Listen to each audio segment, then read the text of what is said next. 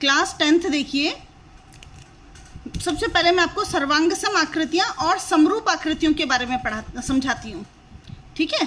तो सर्वांग सम आकृति, जैसे नाम से पता चल रहा है सर्वांग सम यानी सभी अंग समान, तो वे आकृतियां जिनके सभी अंग समान होते हैं। अब हम लोग चूंकि गणित पढ़ रहे हैं तो गणित में अंगों से क्या मतलब है, जिनके भुजा समान होते हैं या जिनके भुजाओं के बीच के कोण समान होते हैं, ठीक है। तो सर्वांग सम आकृतियां वे होती हैं जिनके माप समान होते हैं, यानी कि नाप समान होते हैं, और जिनका आकार भी समान होता है। और समरूप आकृतियां वे होती हैं जिनका केवल रूप समान होता है। रूप से यहाँ पर कलर से मत समझिए, रंग से मत समझिए, रूप मतलब आकृति, आकार। तो जिनका आकार समान है वे समरूप आकृतियां होती हैं।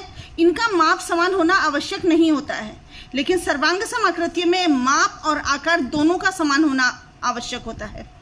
इससे मैं आपको एक उदाहरण देकर के समझाती हूँ। उसे देखिए, इन आकृतियों को देखिए।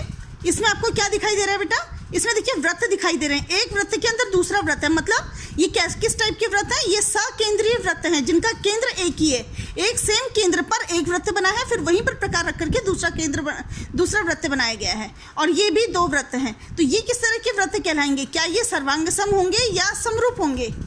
तो देखिए इनका रूप समान है, रूप मतलब सबके सब गोल हैं, आकार समान है। तो ये आकार तो समान है लेकिन इनका माप समान नहीं है, कुछ छोटे हैं और कुछ बड़ा है, तो ये सर्वांग सम नहीं होंगे। सर्वांग में सभी अंग समान होने चाहिए, उनका माप भी समान होना चाहिए आकार के साथ साथ। इनका केवल आकार समान है, यानी कि ये समरूप आकृतियां हैं। इनको देखिए, ये एक वृत्त है, ये एक दूसरा वृत्त है, ये भी वृत्त हैं, ये छोटे बड़े वृत्त हैं सब।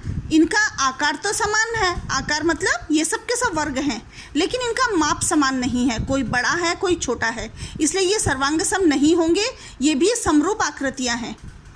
इनमें भी देखिए वृत्त में, ये वृत्त एक के अंदर एक वृत्त रखा गया है, ये भी दो वृत्त हैं, इनके सबके आकार अलग अलग हैं। आकार अलग है मतलब इनका माप अलग अलग है, लेकिन आकार जो है वो सब त्रिभुज के हैं, तो ये भी समरूप आकृतियां हैं। अब मेरे पास ये चीज़ें देखिए, ये मेरे पास कुछ चीज़ें घर में हैं, इनके द्वारा मैं आपको बताती हूँ कि समरूप आकृतियाँ क्या होती हैं और सर्वांग सम आकृतियाँ क्या होती हैं। सबसे पहले हम इधर देखते हैं, यहाँ पर दिखाओ, ये देखिए बेटा, ये बिंदी के पत्ते हैं, है ना।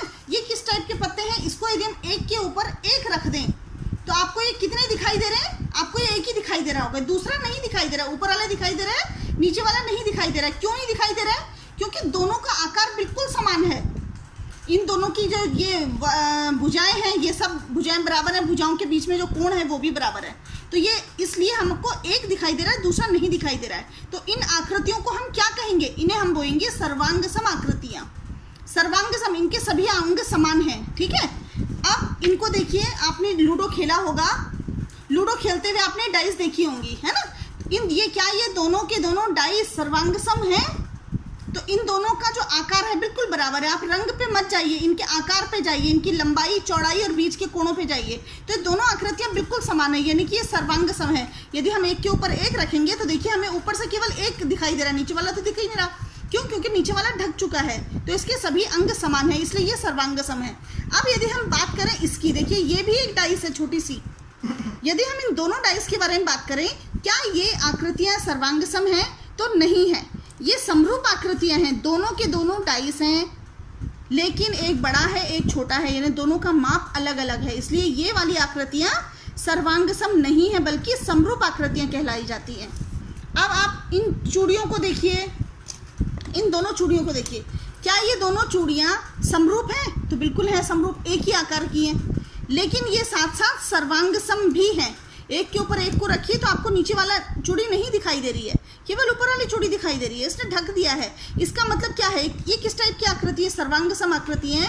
कैसी है, वृत्त है, इस वृत्त का सर्वांग सम, दो वृत्त कभी भी सर्वांग सम कब होंगे, जब इनकी त्रिज्या बराबर है, या ये कहो कि इनका व्यास बराबर है, इसके जो व्यास है वो इसके व्यास के बराबर है, तभी तो हम एक के ऊपर एक रखेंगे तो हमें दूसरा नहीं दिखाई देगा, तो ये सर्वांग सम कहलाएंगी। अब यदि हम इसको इससे कंपेयर करें तो देखिए एक बड़ा है एक छोटा है, तो ये दोनों का आकार समान है, दोनों वृत्त हैं, लेकिन इनका माप समान नहीं है। इसका जो व्यास है वो छोटा है, इसका व्यास बड़ा है, ये बड़ा है, ये बड़ी है, ये छोटी है। यदि हम एक दूसरे के ऊपर रखें तो देखो हमें दोनों दिखाई दे रही हैं। इसका मतलब ये सर्वांगसम नहीं है, ये केवल समरूप आकृतियां हैं। आकार बराबर है, रूप बराबर है, इसलिए ये समरूप आकृतियां हैं। यहाँ पर मैंने 2 स्केल ली हैं, आपने स्केल अपने देखे होंगे। ये दोनों स्केल को देखिए, दोनों के दोनों में 15 सेंटीमीटर का नाप है। इसका मतलब इनकी लंबाई बराबर है, इनकी चौड़ाई भी देखिए दोनों के दोनों बराबर। इस प्रकार हम देखते हैं कि दोनों के दोनों जो ये स्केल हैं ये सर्वांगसम है।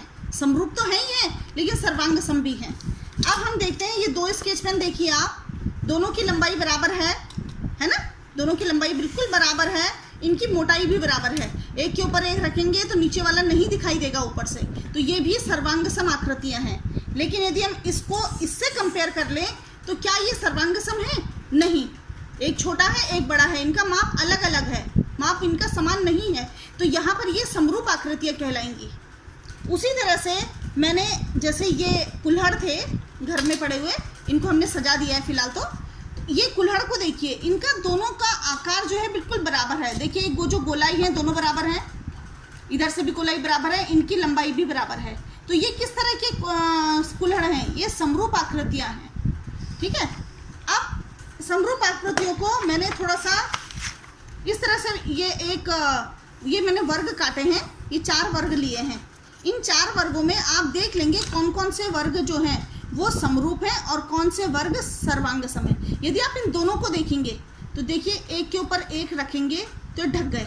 ये दोनों के दोनों 5-5 सेंटीमीटर के हैं, 5 सेंटीमीटर का वर्ग है, 5 लंबाई 5 चौड़ाई, मतलब सभी भुजाएं इसके 5 सेंटीमीटर हैं दोनों के। तो ये क्या है? सर्वांगसम है। ये 3-3 सेंटीमीटर के वर्ग बना रखे हैं, तो ये भी अपने आप में सर्वांगसम है। यदि हम इन चारों को एक साथ देखें तो ये समरूप आकृतियां हैं, इन सबका रूप बराबर है लेकिन इनका आकार जो है वो अलग अलग है, इसलिए ये आकृतियां समरूप आकृतियां कहलाएंगी। इसी तरीके से मैंने आपको ये यहाँ पर समझाने की कोशिश की है। देखिए त्रिभुज बनाए हैं, ये त्रिभुज देखिए, ये समबाहु त्रिभुज है जिसकी तीनों भुजाएं बराबर हैं। तो इन त्रिभुजों में जब इस तीनों भुजाएं बराबर हैं तो ये क्या कहलाएंगी? ये समरूप त्रिभुज कहलाएंगे। ठीक है, और ये वाला त्रिभुज और इस त्रिभुज को यदि हम देखेंगे तो ये छोटा बड़ा त्रिभुज है, ये भी इसकी 2 भुजाएं बराबर हैं, इसकी भी 2 भुजाएं बराबर हैं, लेकिन इनका जो माप है वो अलग अलग है, इसलिए ये त्रिभुज समरूप त्रिभुज है। अब त्रिभुजों के यदि हम त्रिभुज के बारे में पढ़ें तो त्रिभुज के सर्वांग समता की भी अलग से कसौटियाँ होती हैं और जो समरूपता की होती हैं उसकी भी अलग कसौटी होती है। ये मैं आपको अगले वीडियो में समझाऊंगी कि त्रिभुज की सर्वांगसम की कसौटियाँ और त्रिभुज की सर्वांग समता की क्या क्या कसौटियाँ होती हैं। क्लास 10th देखिए 6.1 एक्सरसाइज है। कोष्टक में दिए गए शब्दों में से इनका प्रयोग करके रिक्त स्थानों की पूर्ति भरिए। ये आपको समरूप और सर्वांगसम अभी थोड़ी देर पहले समझाया था कि कौन सी आकृति सर्वांगसम होती है और कौन से समरूप होती हैं। तो पहला है आपका सभी वृत्त डैश होते हैं। क्या होते हैं सभी वृत्त? सर्वांगसम होते हैं या समरूप होते हैं? यहाँ पर वृत्त का देखिए त्रिज्या नहीं दी गई है, मतलब उनका माप नहीं दिया गया है, केवल वृत्त दिया है। आकार के बारे में बात हो रही है, तो जब केवल आकार की बात हो रही है तो सभी वृत्त समरूप होंगे, तो ये समरूप होंगे। अगला सवाल देखिए, सभी वर्ग डैश होते हैं। यहाँ पर भी वर्ग का माप नहीं दिया है, तो हम सर्वांग समता नहीं बल्कि वर्ग जो होंगे ये समरूप होंगे, तो यहाँ पर भी सभी वर्ग समरूप होंगे।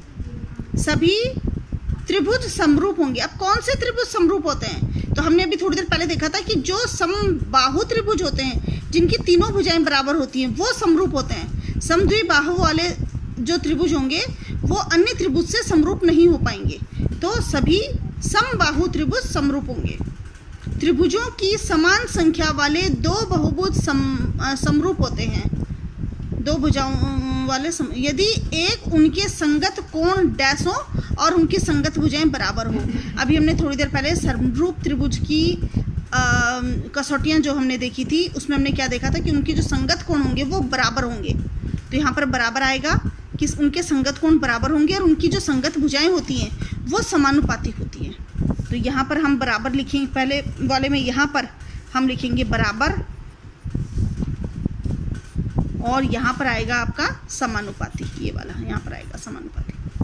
अगला सवाल देखिए, निम्नलिखित युग्मों के 2 भिन्न भिन्न उदाहरण दीजिए। पहला समरूप आकृतियाँ, आपने समरूप आकृतियाँ बनानी है। तो आप इनके एग्जाम्पल दे सकते हैं। सकेंद्रीय वृत्त, सकेंद्रीय वृत्त, जो सकेंद्रीय वृत्त होते हैं वो एक ही किस तरह से बनते हो, एक केंद्र होता है यहाँ पर, पहले एक वृत्त बना, फिर दूसरा बना, तीसरा बना, तो ये सब क्या है, इनका रूप समान है, यानी कि सब वृत्त हैं, तो ये समरूप आकृतियाँ कहलाती हैं। या आप वर्ग भी दे सकते हैं कि जो वर्ग होते हैं उनकी सभी भुजाएं बराबर होती हैं, तो वो भी समरूप आकृतियाँ होती हैं। ऐसी आकृतियाँ जो समरूप नहीं है। अब समरूप क्या क्या नहीं है बेटा, तो समरूप क्या नहीं होगा, जैसे एक वर्ग कोई यदि आप आयत से कंपेयर कर लें तो वो समरूप नहीं होता है। तो समरूप आकृतियाँ कौन सी नहीं होंगी, एक वर्ग और आयत जो होंगी वो समरूप नहीं होंगे। अब ये वाला सवाल देखिए, बताइए कि निम्नलिखित चतुर्भुज समरूप है या नहीं। इन दोनों चतुर्भुज को देखिए और तब इसे बताइए कि ये समरूप है या नहीं है।